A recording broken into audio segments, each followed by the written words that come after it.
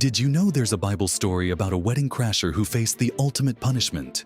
In Matthew 22, Jesus tells about a king who threw a wedding party for his son. But when he invited the important people, they said no. Some even hurt his messengers. The angry king told his servants, "Go to the streets, invite everyone you find, good people and bad people." Soon the wedding hall was packed. But then something shocking happened.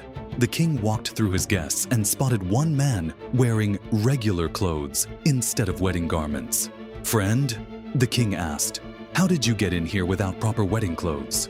The man couldn't say a word. The king's voice turned cold. "Tie him up. Throw him into the darkness outside." And they did.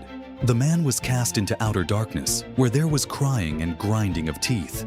Jesus used this story to teach us something important. We can't enter God's kingdom without being spiritually ready. Just showing up isn't enough.